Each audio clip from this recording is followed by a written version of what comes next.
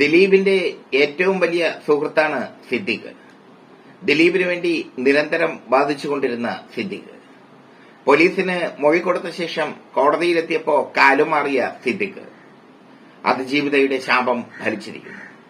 ഇപ്പോ സിദ്ദിഖ് ദിലീപിനെ പോലെ ജയിലിൽ കിടക്കേണ്ട ഗതികേടാണ്. സിദ്ദിഖ് പീഡിപ്പിച്ച നടി രേവതി സമ്പത്ത് കേസുമായി മുന്നോട്ടു പോകും എന്ന് പറഞ്ഞു കഴിഞ്ഞു. ഏതറ്റം വരെയും അവർ പോരാടും എന്ന് പറഞ്ഞു കഴിഞ്ഞു. കേസുമായി മുന്നോട്ടു പോകുന്നതിന്റെ ആദ്യഘട്ടമായി അവർ പോലീസ് സ്റ്റേഷനിൽ പരാതി കൊടുക്കും. പോലീസ് സ്റ്റേഷനിൽ പരാതി കൊടുത്താൽ സിദ്ദിഖിന് അവിടുന്ന് ജാമ്യം കിട്ടുമോ എന്നുള്ള കാര്യം വളരെ സംശയമാണ്. കാരണം സംഭവം പീഡനക്കേസാണ്. പീഡനക്കേസിൽ ഉൾപ്പെട്ടവർക്ക് സാധാരണ സ്റ്റേഷൻ ജാമ്യം കൊടുക്കാറില്ല. അതുകൊണ്ട് തന്നെ സിദ്ദിഖ് ആകെ മൊത്തം അങ്കലാപ്പിലാണ്. മാത്രമല്ല, കൂടുതൽ നടിമാർ സിദ്ദിഖിനെതിരെ ആരോപണവുമായി രംഗത്ത് എത്തിയിരിക്കുന്നു. അവർ WCCയുമായി ചർച്ച ചെയ്തു കഴിഞ്ഞു. അതുകൊണ്ട് തന്നെ ആരൊക്കെയാണ് ഇനി ആരോപണവുമായി രംഗത്തെത്തുക എന്നുള്ളതിനെ പറ്റിയുള്ള ചർച്ചകളാണ് ഇപ്പോൾ കേരളത്തിൽ പൊടിപൂരമാകുന്നത്. അമ്മയുടെ ജനറൽ സെക്രട്ടറി എന്ന നിലയിൽ സിദ്ദിഖ് ശക്തമായ പ്രവർത്തനങ്ങളുമായി മുന്നോട്ടു പോകും എന്നൊക്കെ പറഞ്ഞിരുന്നു. അമ്മയിലെ ഏതെങ്കിലും മെമ്പറെ തൊട്ടാൽ അമ്മ ഇടപെടുമെന്നൊക്കെ വൈകാരികപരമായി മോഹൻലാൽ ചെകുത്താൻ വിഷയത്തിൽ സിദ്ദിഖ് പറഞ്ഞു. എന്തായാലും സിദ്ദിഖിന്റെ കത്ത് പ്രകാരം ചെകുത്താനെ അറസ്റ്റ് ചെയ്യുകയും പിന്നീട് പോലീസ് ജാമ്യത്തിൽ വിടുകയും ചെയ്തു.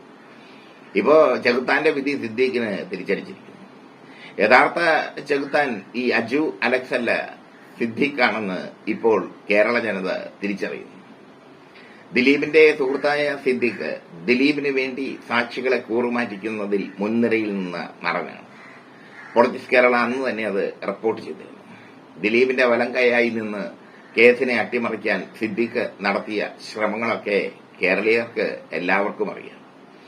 അരിയാഹാരം കഴിച്ച് ജീവിക്കുന്നവർക്ക് അറിയാം.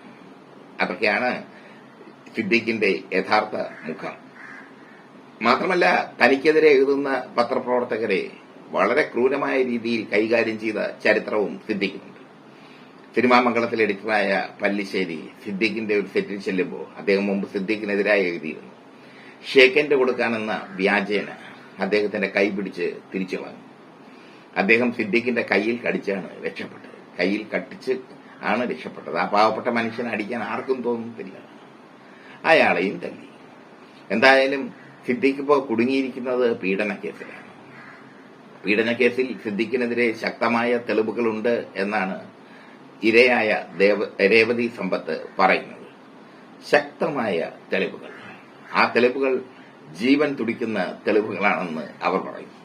മാത്രമല്ല, കൂടുതൽ നടിമാർ സിദ്ദിഖിനെതിരെ പരാതിയുമായി രംഗത്ത് എത്തിയിരിക്കുന്നു. വൈകാതെ തന്നെ സിദ്ദിഖിനെതിരെ പരാതി കൊടുക്കുന്ന നടിമാരുടെ എണ്ണം കൂടും. എന്തായാലും അതിവിദഗ്ധമായി സിദ്ദിഖ് അമ്മ ജനറൽ സെക്രട്ടറി സ്ഥാനം രാജിവെച്ചു. അതിലൂടെ അല്പം സിമ്പതി പ്രേക്ഷകർ തനിക്ക് നൽകും എന്നായിരിക്കും അദ്ദേഹത്തിന്റെ വിശ്വാസം. പക്ഷെ സിമ്പതിയല്ല, കേസുകളുടെ കുത്തൊഴുക്കാണ് സിദ്ദിഖിനെതിരെ വന്നുകൊണ്ടിരിക്കുന്നത്. അതിജീവിത കൊടുത്ത കേസ് അട്ടിമറിക്കാൻ സിദ്ദിഖ് നടത്തിയ ശ്രമങ്ങൾ കേരള സമൂഹത്തെ നാണിപ്പിച്ചു. ഇനി കൂട്ടുകാരനെ പോലെ സിദ്ദിഖിനും ജയിലുകൾ.